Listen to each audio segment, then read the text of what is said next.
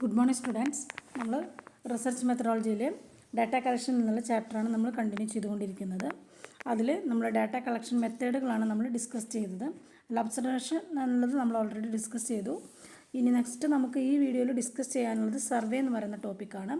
അപ്പോൾ എന്താണ് സർവേ? നമ്മുടെ ഡെയിലി ലൈഫിൽ ഒരുപാട് പ്രാവശ്യം അല്ലെങ്കിൽ നമ്മൾ ഒരുപാട് കേൾക്കുന്നൊരു സംഭവം തന്നെയാണ് ശരിക്കും ഈ സർവേ എന്നൊക്കെ പറയുന്നത്. പല രീതിയിലുള്ള സർവേകളുണ്ട്. അപ്പോൾ സർവേ എന്ന് പറയുന്നത് ഒരു നോൺ എക്സ്പെരിമെൻ്റൽ ഡിസ്ക്രിപ്റ്റീവ് റിസർച്ച് മെത്തേഡാണ്. ഒരു ഫാക്ട് ഫൈൻഡിങ് സൊല്യൂഷനാണ്, അല്ലെങ്കിൽ ഒരു ഫാക്ട് ഫൈൻഡിങ് സ്റ്റഡി എന്ന് വേണമെങ്കിൽ പറയാം. ഡാറ്റ കളക്ട് ചെയ്യാനും അതുപോലെ തന്നെ ഏതെങ്കിലും ഒരു യൂണിവേഴ്സിൻ്റെ ക്യാരക്ടറിസ്റ്റിക്സ് നമുക്ക് ഡിസൈഡ് ആയിട്ടുള്ള ക്യാരക്ടറിസ്റ്റിക്സ് നമുക്ക് ഐഡൻറ്റിഫൈ ചെയ്യാനൊക്കെ യൂസ് ചെയ്യുന്ന ഒരു മെത്തേഡാണ് സർവേ. ഇപ്പോൾ ഏതെങ്കിലും ഒരു കേസുകളിൽ നമുക്ക് ഡയറക്റ്റായിട്ട് ഒബ്സർവ് ചെയ്യാൻ പറ്റാത്ത കാര്യങ്ങൾ നമ്മൾ സർവേയിലൂടെ മനസ്സിലാക്കുന്നു. പല രീതിയിലുള്ള ഡാറ്റ കളക്ഷൻ മെത്തേഡുകളുണ്ട്. റിസർച്ചർ പല രീതിയിലുള്ള മെത്തേഡിലൂടെ ഡാറ്റ കളക്ട് ചെയ്യുന്നുണ്ട്. ഓക്കെ, അപ്പോൾ ഇതാണ് സർവേ എന്ന് പറയുന്നത്. ഇനി ഇതിൻ്റെ ഫീച്ചേഴ്സ് എന്ന് പറയുമ്പോൾ ഇറ്റ് ഈസ് എ ഫീൽഡ് സ്റ്റഡിയാണ്. നമ്മൾ പുറത്തിറങ്ങി ചെയ്യുന്ന ഒരു സംഭവമാണ് സർവേ എന്ന് പറയുന്നത്. അതുപോലെ തന്നെ it seeks directly response from the റെസ്പോൺസുകൾ നമ്മൾ ഡയറക്റ്റായിട്ട് റെസ്പോണ്ടൻ്റെ കയ്യിൽ നിന്ന് തന്നെയാണ് നമ്മൾ കളക്ട് ചെയ്യുന്നത്. അതുപോലെ തന്നെ വെരി ഹ്യൂജ് പോപ്പുലേഷൻ നമുക്ക് കളക്ട് ചെയ്യാനായിട്ട് സാധിക്കും. അതുപോലെ എക്സ്റ്റെൻസീവായിട്ടും അതുപോലെ തന്നെ ഇൻറ്റൻസീവായിട്ട് നടത്താൻ പറ്റുന്ന സ്റ്റഡിയാണ് സർവേ. അതുപോലെ ഡെഫിനറ്റായിട്ട് ഒരു ജിയോഗ്രാഫിക്കൽ ഏരിയ കവർ ചെയ്യാനും നമുക്ക് സർവേയിലൂടെ സാധ്യമാകുന്നുണ്ട്. സോ ദ ഒബ്ജക്റ്റീവ്സ് എന്ന് പറയുന്നത്, അല്ലെങ്കിൽ സർവേ കൊണ്ട് നമുക്ക് എൻ്റെ മെയിൻ ലക്ഷ്യം എന്ന് പറയുന്നത് പല രീതിയിലുള്ള ഇൻഫർമേഷൻസ് ഗവൺമെൻറ്റിനായാലും ബിസിനസ് സ്ഥാപനങ്ങൾക്കായാലും അല്ലെങ്കിൽ പ്ലാനേഴ്സിനായാലും ഒക്കെ നമുക്ക് പല രീതിയിലുള്ള ഇൻഫർമേഷൻസ് കൊടുക്കാനായിട്ട് നമ്മളെ കൊണ്ട് സാധിക്കുന്നുണ്ട്. അതുപോലെ തന്നെ ഏതെങ്കിലും ഒരു പ്രത്യേകിച്ചുള്ള സംഭവ വികാസങ്ങൾ, ഒരു ഫിനോമിന നമുക്ക് എക്സ്പ്ലെയിൻ ചെയ്ത് കൊടുക്കാൻ പറ്റും. അതുപോലെ തന്നെ പല രീതിയിലുള്ള ഡെമോഗ്രാഫിക് ഗ്രൂപ്പുകളെ കമ്പയർ ചെയ്യാനും അവരുടെ ബിഹേവിയർ അല്ലെങ്കിൽ അവരുടെ ആറ്റിറ്റ്യൂഡ്സുകൾ അല്ലെങ്കിൽ അവരുടെ വീക്ക്നെസ്സുകൾ എല്ലാം നമുക്ക് ഇതേപോലെ പല രീതിയിൽ കമ്പയർ ചെയ്യാം. അതുപോലെ തന്നെ ഏതെങ്കിലും രീതിയിലുള്ള കോസ് ആൻഡ് എഫക്റ്റ് റിലേഷൻഷിപ്പ് കണക്കാക്കുന്നതിനും അല്ലെങ്കിൽ കണ്ടുപിടിക്കുന്നതിനും അതിലൂടെ നമുക്ക് പല രീതിയിലുള്ള പ്രെഡിക്ഷൻസ് പ്രൊവൈഡ് ചെയ്യാനൊക്കെ സർവേ നമുക്ക് ഹെൽപ്ഫുള്ളാണ്. ഓക്കെ, ഇനി നെക്സ്റ്റ് വരുന്ന ഒരു ടോപ്പിക്കാണ് ഡിഫറെൻറ്റ് ടൈപ്സ് ഓഫ് സർവേ. ഞാൻ പറഞ്ഞു പല രീതിയിലുള്ള സർവേകളുണ്ടെന്ന് അല്ലേ. അപ്പം മെയിനായിട്ട് സർവേയുടെ ബേസിക്കായിട്ട് രണ്ട് രീതിയിലാണ് സർവേ ഡിവൈഡ് ചെയ്തിട്ടുള്ളത്. ദാറ്റ് ഈസ് ക്രോസ് സെക്ഷണൽ സർവേയും ലോഞ്ചിറ്റ്യൂഡിനൽ സർവേയും. എന്താണ് ബേസിക്കായിട്ട് രണ്ട് രീതിയിലാണ് ഡിവൈഡ് ചെയ്തിട്ടുള്ളത്? ഒന്ന് ക്രോസ് സെക്ഷണൽ സർവേയും രണ്ട് ലോഞ്ചിറ്റ്യൂഡിനൽ സർവേയും. എന്താണ് ക്രോസ് സെക്ഷണൽ സർവേ എന്ന് പറയുന്നത്? Cross-sectional surveys are used to gather information on a population at a single point in time. അവിടെയാണ് നമ്മൾ ശ്രദ്ധിക്കേണ്ടത്. ഏതെങ്കിലും സർവേ നടത്തുന്നത് അല്ലെങ്കിൽ ഇൻഫർമേഷൻ നമ്മൾ ഗ്യാദർ ചെയ്യുന്നത് ഒരു സിംഗിൾ പോയിൻ്റ് ഇൻ ടൈമിൽ വെച്ചിട്ടാണ്. സ്പെസിഫൈഡ് ആയിട്ടുള്ള ഒരു പോയിൻ്റ് ഇൻ ടൈമിലാണ് നമ്മൾ എന്ത് ചെയ്യുന്നത്? ഡാറ്റാസ് കളക്ട് ചെയ്യുന്നത്. അത് നമുക്ക് ക്വസ്റ്റ്യനെയർ ആവാം, പല രീതിയിലുള്ള മെത്തേഡുകളിലൊക്കെ വെച്ചിട്ട് ചെയ്യാം. അപ്പോൾ ഇതിനൊരു എക്സാമ്പിൾ പറയുന്നത് would be a questionnaire that collects data on how parents feel about internet filtering as of March of 2004. ഒരു സിംഗിൾ പോയിൻ്റ് ഇൻ ടൈം അവിടെ പറയാം, കാരണം മാർച്ച് 2004 എന്നുള്ള അല്ലേ. അതിന് പല കാരണങ്ങളുണ്ടാവാം. Relation between two factors like religiousness, parents views of internet filtering, അതൊക്കെ എന്തെങ്കിലും ആയിക്കോട്ടെ. പക്ഷേ അവിടെ നമ്മൾ സർവേ നടത്തുന്ന ഒരു സിംഗിൾ പോയിൻ്റ് ഇൻ ടൈമിലാണ്. അതാണ് ക്രോസ് സെക്ഷണൽ സർവേ എന്ന് ഉദ്ദേശിക്കുന്നത്. ദെൻ നെക്സ്റ്റ് വരുന്നതാണ് ലോഞ്ചിറ്റ്യൂഡിനൽ സർവേ. ഇവിടെ ലോഞ്ചിറ്റ്യൂഡിനൽ സർവേസ് എന്ന് പറയുന്നത് ഓവർ എ പീരീഡ് ഓഫ് ടൈമാണ്. ഒരു പീരീഡിൽ, അതായത് change in population in A certain period. 3 main types of longitudinal സർവേകൾ പറയുന്നുണ്ട്. ഏതെങ്കിലും ഒരു പീരീഡിൽ നമ്മൾ നടത്തുന്ന സർവേ, അതാണ് ലോഞ്ചിറ്റ്യൂഡിനൽ സർവേ എന്ന് പറയുന്നത്. ഈ ലോഞ്ചിറ്റ്യൂഡിനൽ സർവേ വീണ്ടും 3ആയിട്ട് ഡിവൈഡ് ചെയ്തിട്ടുണ്ട്. That is trend, cohort, panel. Trend studies, cohort studies, panel studies. എന്താണ് ട്രെൻഡ് സ്റ്റഡീസ് എന്ന് പറഞ്ഞാൽ? അപ്പം നമ്മൾ പറഞ്ഞു ലോഞ്ചിറ്റ്യൂഡിനൽ സർവേ എന്ന് പറയുമ്പോൾ അതൊരു പീരീഡ് ഓഫ് ടൈമാണെന്ന് പറഞ്ഞു അല്ലേ. അതായത് ആണ് particular population which sampled and scrutinise repeatedly. ഏതെങ്കിലും ഒരു പോപ്പുലേഷനെ, പർട്ടിക്കുലർ പോപ്പുലേഷൻ നമ്മൾ എന്ത് ചെയ്യുക? റിപ്പീറ്റഡ് ആയിട്ട് സ്ക്രൂട്ടനൈസ് ചെയ്യാം. Same population, they are typically not composed of the same people. Same population ആയിരിക്കും. They may be conducted over a long period of time, do not have to be conducted just one researcher or research project.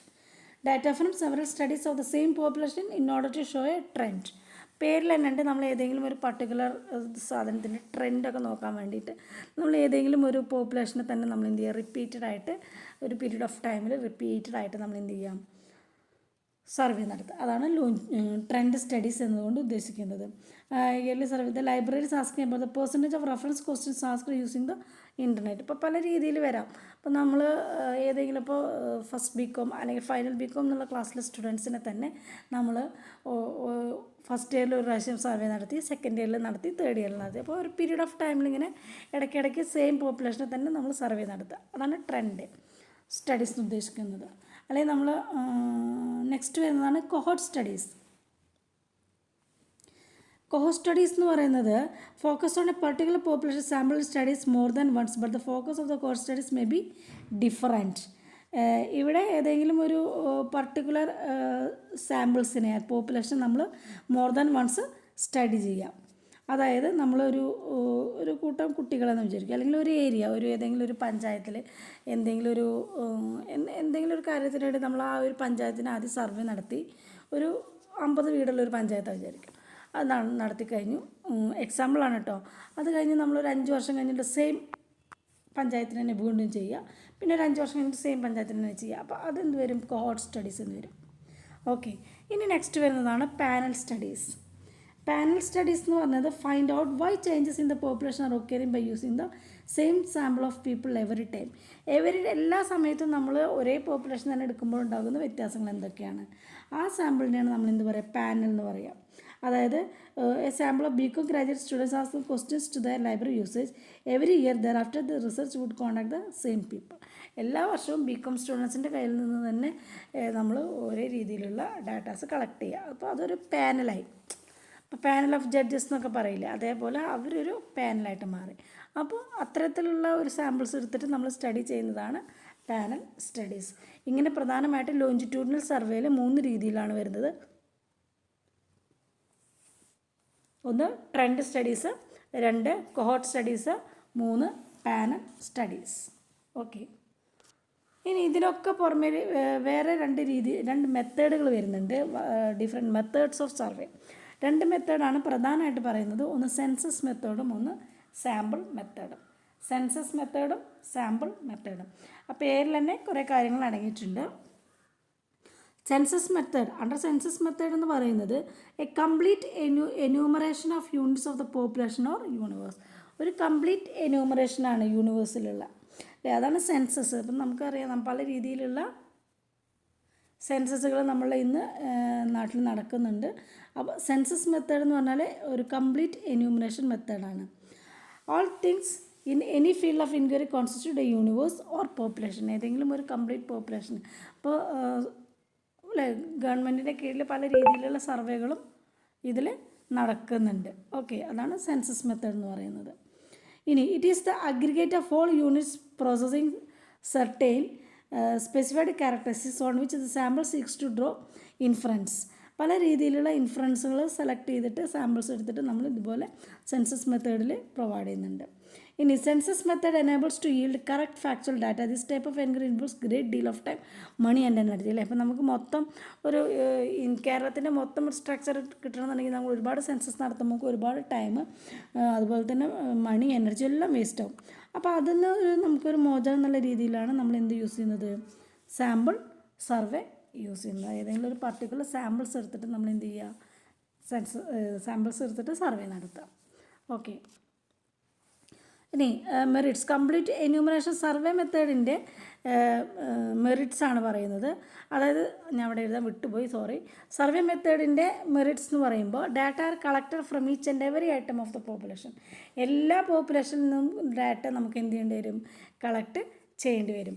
More ആക്യുറേറ്റും reliable ആയിരിക്കും. കാരണം എന്താ, അപ്പോൾ 100 population ഉണ്ടെങ്കിൽ ആ 100 ആളിൽ നിന്ന് നമ്മൾ എന്തെടുക്കും, ഡാറ്റാസ്. 1000 ഉണ്ടെങ്കിൽ 1000. അതാണ് കംപ്ലീറ്റ് എന്യൂമറേറ്റഡ് സർവേ എന്നുകൊണ്ട് ഉദ്ദേശിക്കുന്നത്. ഇൻറ്റൻസീവ്, നമുക്ക് അത്രയും ഡീപ്പായിട്ട് സ്റ്റഡി ചെയ്യാനായിട്ട് സാധിക്കുന്നുണ്ട്. അതുപോലെ തന്നെ data can be collected data can be used for various surveys and analysis. നമ്മൾ കളക്ട് ചെയ്ത് വെച്ചിട്ടുള്ള ഡാറ്റ പല രീതിയിലുള്ള സർവേകൾക്ക് വേണ്ടിയിട്ട് നമുക്ക് എന്ത് ചെയ്യാം, യൂസ് ചെയ്യാനായിട്ട് പറ്റും.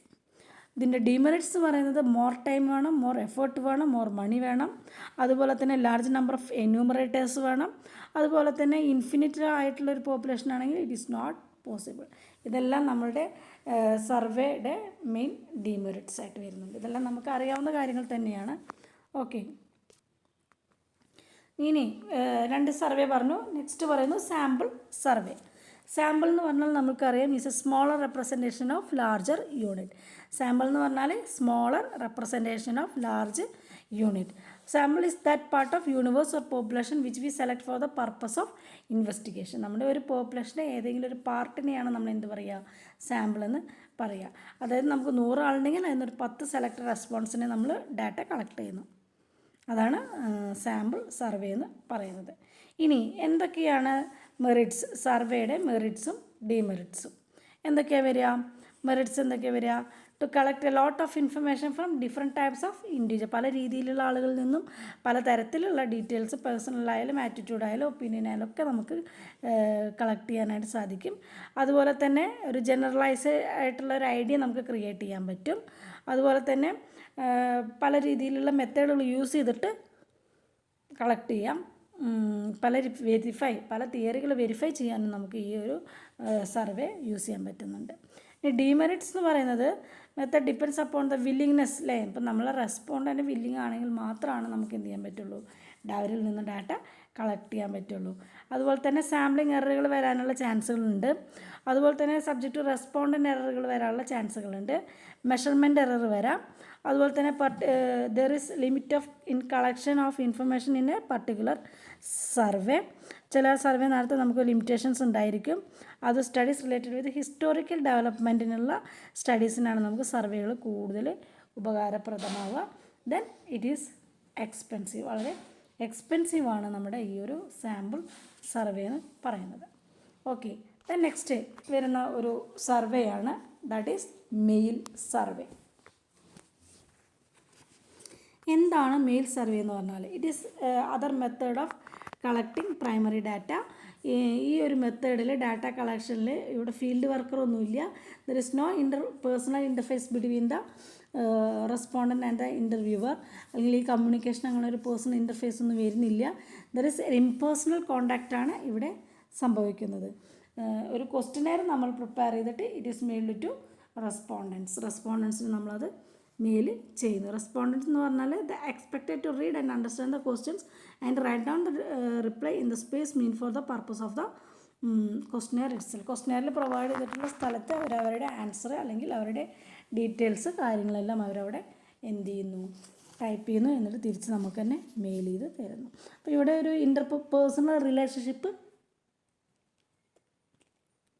പേഴ്സണൽ റിലേഷൻഷിപ്പ് വരുന്നില്ല, അല്ലെങ്കിൽ ഒരു ഡയറക്റ്റ് കോണ്ടാക്റ്റ് ഇവിടെ സംഭവിക്കുന്നില്ല, മെയിൽ സർവേയിൽ സംഭവിക്കുന്നില്ല. അതായത് നമ്മൾ കൊടുക്കുന്ന ക്വസ്റ്റ്യനെയർ അൺആൻറ്റിസിപ്പേറ്റഡ് ക്വസ്റ്റ്യൻസ് ആയിരിക്കണം. അതുപോലെ തന്നെ അത് അവർക്ക് പെട്ടെന്ന് കൺഫ്യൂഷൻ വരത്തക്ക രീതിയിലുള്ള ക്വസ്റ്റ്യൻസ് ഒന്നും കൊടുക്കരുത്. അവർ വില്ലിങ്നെസ് അറിയാൻ വേണ്ടിയിട്ട് ഉള്ള ഒരു ഫോർമാറ്റാണ് മെയിൽ സർവേ എന്ന് പറയുന്നത്. ഇനി what are the different types of male survey?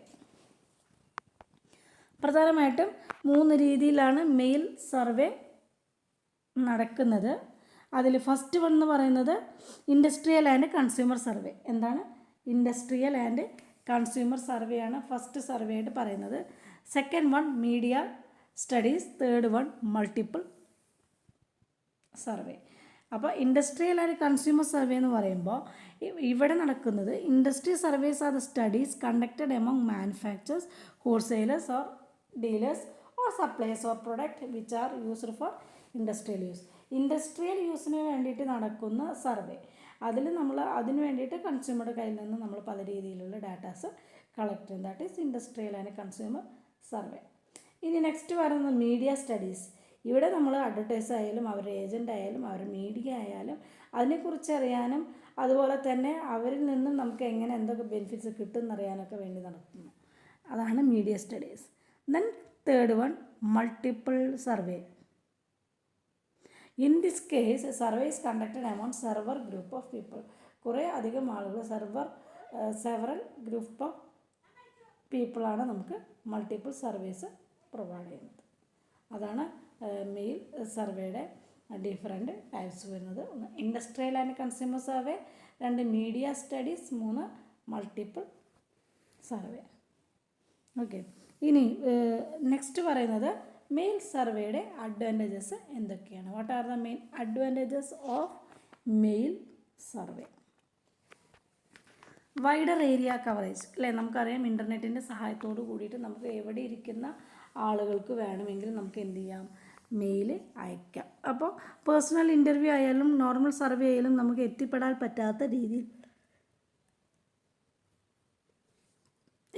പറ്റാത്ത സ്ഥലത്തേക്ക് നമുക്ക് എന്ത് ചെയ്യാം, മെയിൽ വഴി നമുക്ക് ഡാറ്റ കളക്ഷന് വേണ്ടിയിട്ട് സെൻഡ് ചെയ്യാം. അപ്പോൾ ഇതിൻ്റെ ഒരു മെയിൻ അഡ്വാൻറ്റേജ് എന്ന് പറയുന്നത് എന്താണ്? വൈഡർ ഏരിയ കവറേജ് തന്നെയാണ് ഇതിൻ്റെ ഒരു മെയിൻ അഡ്വാൻറ്റേജ് എന്ന് പറയുന്നത്. ദെൻ നെക്സ്റ്റ് പറഞ്ഞ ലെസ് ബയാസ് അല്ലേ? ഇപ്പോൾ ഇൻ്റർവ്യൂ നടത്തുന്ന ആൾ ഒരിക്കലും ആ ഒരു കറസ്പോണ്ടൻ്റ് അടുത്തേക്ക് പോവുകയോ അല്ലെങ്കിൽ ഫേസ് ടു ഫേസ് ഇരിക്കുകയോ ചെയ്യുന്നില്ല. അതുകൊണ്ട് പേഴ്സണൽ ബയാസൊക്കെ നമുക്ക് മാക്സിമം ഒഴിവാക്കാനായിട്ട് സാധിക്കും അല്ലേ? അപ്പോൾ അവർ ഫ്രീ മൈൻഡിൽ അവരുടേതായ ഇഷ്ടത്തിന് അവരെന്ത് ചെയ്യുന്നു, അതിൻ്റെ ഡാറ്റാസ് അവർ എഴുതും. സോ ലെസ് ബയാസ് എന്ന് പറഞ്ഞാൽ പേഴ്സണൽ ബയാസ് വളരെ കുറവായിരിക്കും. Then thoughtful reply. In the case of personal interview, the respondent is required to answer the questions immediately. ഇപ്പോൾ നമുക്ക് ഡയറക്റ്റായിട്ട് ഒരു ഇൻ്റർവ്യൂ അല്ലെങ്കിൽ സർവേ നടത്തുകയാണെങ്കിൽ നമുക്കതിന് ആൻസർ കൊടുക്കാനുള്ള ടൈം കുറവാണ്. അപ്പോൾ നമ്മൾ പെട്ടെന്ന് തന്നെ ആൻസർ കൊടുക്കും. പക്ഷേ ഇങ്ങനെ ഒരു മെയിൽ സർവേ ആകുമ്പോൾ നമുക്ക് ആൻസർ കൊടുക്കാനുള്ള ടൈമും കിട്ടും, സ്പേസും കിട്ടും, നമുക്കൊന്ന് ചിന്തിച്ചിട്ട് പ്രോപ്പറായിട്ടുള്ള മറുപടി കൊടുക്കാനായിട്ട് സാധിക്കും. Then next centralised control. ഇപ്പോൾ മെയിൽ സർവേ എന്ന് പറയുന്നത് ത്രൂ ഒരു ഓഫീസിലൂടെയാണ്. So every phase of survey is under strict supervision. ഏത് സർവേ ആയാലും സ്ട്രിക്റ്റ് സൂപ്പർവിഷനിലാണ് ഇരിക്കുന്നത്. ഓക്കെ, സ്ട്രിക്റ്റ് സൂപ്പർവിഷനിലൂടെയാണ് നമ്മൾ എല്ലാ കാര്യങ്ങളും പ്രൊവൈഡ് ചെയ്യുന്നത്. ദെൻ സെൻട്രലൈസ്ഡ് കൺട്രോൾ എന്ന് പറഞ്ഞാൽ then last one saving in cost. The cost of services for mail is less than the cost incur for an individual to conduct interviews. അപ്പോൾ നമുക്കൊരു ഇൻ്റർവ്യൂ നടത്താനോ അല്ലെങ്കിൽ സർവേ നടത്താനോ ഉള്ള ചിലവിനേക്കാൾ വളരെ കുറവാണ് ഇമെയിൽ വഴി നമ്മൾ അല്ലെങ്കിൽ മെയിൽ വഴി നമ്മൾ സർവേ നടത്തുന്നത്. So it is very helpful. Okay, ഇത്രയാണ് അതിൻ്റെ അഡ്വാൻറ്റേജസ് ആയിട്ട് പറയുന്നത്. Okay, then the last topic that is demerits. എന്തൊക്കെയാണ് നമുക്കറിയാം, എന്തൊരു നല്ല കാര്യം ഉണ്ടെങ്കിലും അതിനൊപ്പം തന്നെ അതിൻ്റേതായിട്ടുള്ളൊരു നെഗറ്റീവ് കാര്യങ്ങളും ഉണ്ടാവും. അപ്പോൾ അത് നമ്മൾ മാക്സിമം അവോയ്ഡ് ചെയ്യുക എന്നുള്ളതിലാണ് നമ്മുടെ വിജയം ഇരിക്കുന്നത് അല്ലേ? അപ്പോൾ ഇവിടെ സർവേയുടെ ഡീമെറിറ്റ്സ് എന്ന് പറയുമ്പോൾ ഒരു readymade mailing list is not available for conducting mail survey. അതായത് മെയിൽ സർവേയിലൂടെ നമുക്ക് ഫുള്ളായിട്ടുള്ള ഡാറ്റ കിട്ടിക്കൊള്ളുന്ന നിർബന്ധം ഇല്ല. It is very difficult. ഒരു റെഡിമെയ്ഡ് മെയിലിംഗ് ആയിരിക്കും നമുക്ക് കിട്ടുന്നുണ്ടാവുക. പിന്നെ പറയുന്നത് it is difficult to conduct mail survey if the questionnaires are too long. Questionnaire വളരെയധികം വലിപ്പമുള്ളതാണെങ്കിൽ അല്ലെങ്കിൽ ടു ലോങ് ആണെങ്കിൽ നമുക്കത് very difficult to understanding the questions അല്ലേ? നമുക്ക് ക്വസ്റ്റ്യൻസ് മനസ്സിലാക്കാൻ വളരെയധികം ബുദ്ധിമുട്ടായിരിക്കും. ഇപ്പോൾ ഒരു 50-60 ക്വസ്റ്റ്യൻസ് ഉണ്ടെങ്കിൽ നമുക്കത് വളരെയധികം ബുദ്ധിമുട്ടായിട്ട് തോന്നും. Then it is seen that a number of respondents are not responding in time and give wrong answers or not sending reply. ചില ആളുകൾ നമുക്ക് അറിയാം ഇത് കിട്ടിക്കഴിഞ്ഞാൽ അപ്പം തന്നെ ചെയ്ത് തരണമെന്ന് നിർബന്ധമൊന്നുമില്ല. പിന്നെ അതുപോലെ അവർ സെൻഡ് ചെയ്യുന്ന കോപ്പി റോങ് ആണോ എന്നുള്ളതും നമുക്ക് അറിയില്ല. അപ്പോൾ അതിനുള്ള ചാൻസ് ഇതിൽ ഉണ്ട്.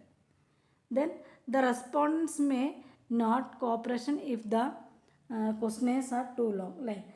ചില കേസുകളിൽ റെസ്പോണ്ടൻറ്റ് കോപ്പറേറ്റ് ചെയ്യില്ല. ക്വസ്റ്റ്യനെയർ വളരെ വലുതായാലും അവർ കോപ്പറേറ്റ് ചെയ്യില്ല, മടിയാവും, അല്ലെങ്കിൽ അവർക്ക് പിന്നെ ചെയ്യാമെന്നുള്ളൊരു മെൻറ്റാലിറ്റി വരും.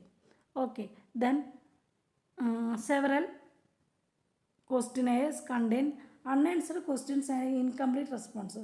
പല ക്വസ്റ്റ്യനെയറും നമുക്ക് തിരിച്ച് കിട്ടിക്കഴിഞ്ഞാൽ അതിൽ കാണാൻ പറ്റുന്നത് അൺആൻസർഡ് ആൻസർ ചെയ്യാൻ പറ്റാത്തതും അതുപോലെ തന്നെ ഇൻകംപ്ലീറ്റ് ആയിട്ടുള്ള റെസ്പോൺസും ഒക്കെയാണ് നമുക്ക് അതിലൂടെ മനസ്സിലാക്കാനായിട്ട് സാധിക്കുന്നത്. അപ്പോൾ ഇത്രയാണ് മെയിൽ സർവേയുടെ അഡ്വാൻറ്റേജും ഡിസഡ്വാൻറ്റേജും. ഇനി നമുക്ക് ഈ ഒരു ചാപ്റ്ററിൽ നമ്മൾ പഠിച്ചത് ഡാറ്റ കളക്ഷൻ മെത്തേഡുകളെ കുറിച്ചായിരുന്നു. നമ്മൾ സർവേയും ആണെന്ന് ജസ്റ്റ് ഡിസ്കസ് ചെയ്തത്. നെക്സ്റ്റ് ക്ലാസ്സിൽ നമ്മൾ പല രീതിയിലുള്ള എക്സ്പെരിമെൻ്റൽ മെത്തേഡ്, ഇൻ്റർവ്യൂ എന്താണെന്നുള്ള കാര്യങ്ങളൊക്കെ നമ്മൾ ഡിസ്കസ് ചെയ്യും. സോ ക്ലാസ് കേൾക്കുക. വീഡിയോസ് വേണമെങ്കിൽ ഞാൻ ലാസ്റ്റ് ഇടാം. Okay, thank you.